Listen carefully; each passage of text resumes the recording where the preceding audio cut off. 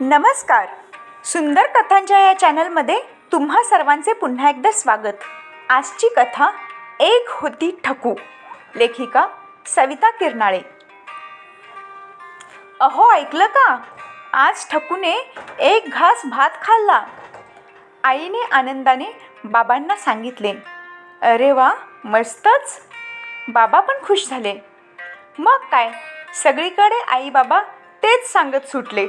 आज ठकूने भात खाल्ला, आज ठकूने भात खाल्ला.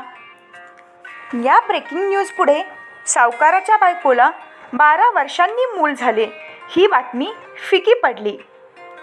सावकाराने दिलेले पेढे खाता खाता पण लोक ठकीने खाल्लेल्या घासभर भाताचीच चर्चा करत होते. म्हणजे बघा, आता ही ठकी किंवा तिचे पालक काही असामान्य, अद्वितीय वगैरे नव्हते. ठकू 5 भावंडांमधली दुसरी, म्हणजे एकुलती एक वगैरे पण काही प्रकार नव्हता. काही लोक खरंच नशीबवान असतात, काही अनाकलनीय जादू असते त्यांच्यात, म्हणूनच एखाद्या साध्या कारणासाठीही चर्चेत राहतात. तर ही ठकू मोठी होत होती तसे तिचे होणारे कौतुकही वाढत होते. तिच्या उद्धटपणाला स्पष्टवक्तेपणा म्हणून नावाजण्यात येत होते. एक दिवस 8-9 वर्षाची ठकू पायात मोडलेला काटा सुईने काढत ओसरीवर बसली होती. बाजूची सुमी नाचत नाचत आपली नवीन चप्पल दाखवत आली. ठके, बघ माझी नवी चप्पल. सुमे, चप्पल तर छान आहे ग, पण जर तू ही घालून खेळायला आलीस आणि माझ्या पायात मोडला तसा चप्पलमध्ये काटा मोडला तर तिला भोग पडेल आणि तुझी आई तुला चांगलंच धोपटेल. ठकू गंभीर आवाजात बोलली. हो ग, खरंच की, म्हणत आनंदाने नाचत आलेली सुमी हिरमुसली होऊन निघून गेली. ठकी परत काटा काढण्यात मग्न झाली. आता तिला काय गरज होती असे बोलण्याची, पण नाही. पायातला काटा काढता काढता ठकीने सुमीच्या आनंदाचा फुगा पण त्याच सुईने फोडला. शाळेत निकालाचा दिवस होता. बाईंनी पहिल्या नंबराचे नाव घोषित केले. राधा पहिली आली होती. सगळ्यांनी टाळ्या वाजवल्या. राधा खुश झाली. ठकू तिच्या कानाला लागली. राधा, खूप मस्त ग, पण बघ बाई, अजून अभ्यास कर म्हटलं, नाहीतर तो बंड्या कधी पुढे जाईल तुला कळणार पण नाही. आपला बहुमूल्य सल्ला देऊन ठकूने राधाचा आनंद क्षणात हिरावून घेतला हो. आता असे करून तिला काय मिळाले हा प्रश्न नका विचारू, कारण काही मिळण्यासाठी ती तसे वागत नव्हती. तर असा विघ्नसंतोषीपणा तिचा स्वभाव बनत चालला होता. लोकांना होणारा आनंद काहीतरी बोलून हिरावून घेण्यात तिला काहीच वाटत नव्हते. जशी जशी मोठी होत होती तसे तसे ठकूच्या बोलण्याला काही ताळतंत्रच राहिला नव्हता. कुठल्याही सुखदुःखाच्या प्रसंगात आपले मत मांडणे तिला जरुरीचे वाटत होते. पाटील बाबाचे निधन झाले होते. सगळा गाव दुःखात होता. 7 वर्षापूर्वी जेव्हा दुष्काळ पडला होता तेव्हा त्यांनी आपली विहीर गावकऱ्यांसाठी खुली केली होती. त्यांना अन्नधान्याची मदत केली होती, पण त्यांना दारूचे व्यसन होते. रात्र झाली की ते बाटली घेऊन बसायचे. तरुणपणी लागलेले हे व्यसन सोडले तर बाकी त्यांच्यात नाव ठेवायला जागा नव्हती. पाटील बाबाच्या तिसऱ्याला गेलेल्या बायका त्यांच्या चांगुलपणाचे किस्से कुजबुजत एकमेकांना सांगत होत्या. आईला बरे वाटत नव्हते म्हणून ठकू तेथे गेले होती. आता एवढा आयता ऑडियन्स मिळाल्यानंतर गप्प बसेल ती ठकू कसली. बायकांचे बोलणे ऐकत बसली होती तर मधूनच पचकली. होय हो काकू, खरंच चांगले होते हो पाटील बाबा, पण त्यांची ती दारू पिण्याची सवय लय बेकार हो.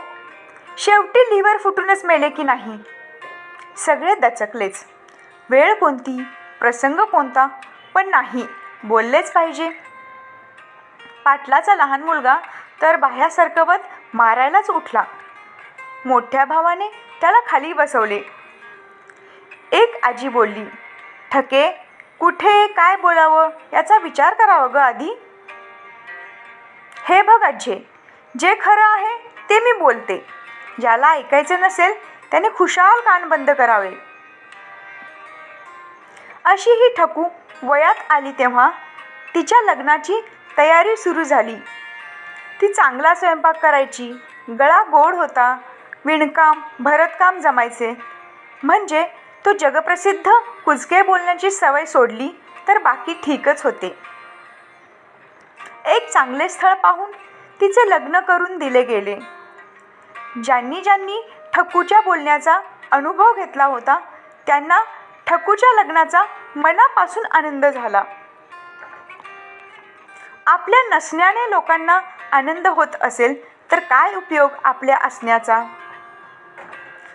ठकूचे पहिले काही दिवस तर नवे घर, चालीरीती, स्वभाव समजून घेण्यात गेले.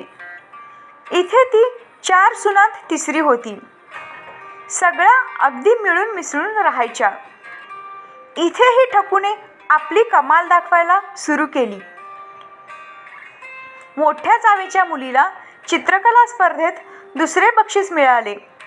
तर या मॅडम बोलल्या, रमा, जरा नीट काढायचं ग, मी तर तुला शिकवले होते ना, पहिले बक्षीस मिळायला हवे होते. हे बोलणे ऐकून सासूबाईंचे डोकेच फिरले. अगं ए ठके, काय ग हे लावलं आल्यापासून आमके करायला हवे नि तमके करायला हवे. तू तुझं तोंड बंद करायला हवे, हेच खरं. अगं, आपल्याला कुणाचं कौतुक करता येत नसेल तर निदान त्याला काही बोलून नाव उमेद तर करू नये. अहो आई, पण मी जे आहे तेच बोलते. ज्याला ऐकायचे नाही त्याने ऐकावे, नाहीतर आपले कान बंद करून घ्यावे. लोकांना आपले कान बंद करायला सांगण्यापेक्षा तू आपली गटारगंगा बंद कर, लागली ज्ञान वाटायला, सासूबाई चिडून म्हणाल्या. आता त्या ठकूचे पुढे काय झाले ते विचारू नका, तुम्ही तुमचा अंदाज बांधा. अशा अनेक ठकू नेहमीच आपल्या आजूबाजूला वावरत असतात. जरुरी नाही की त्या फक्त बायका असतील. पुरुष हे अशा मनोवृत्तीचे असू शकतात.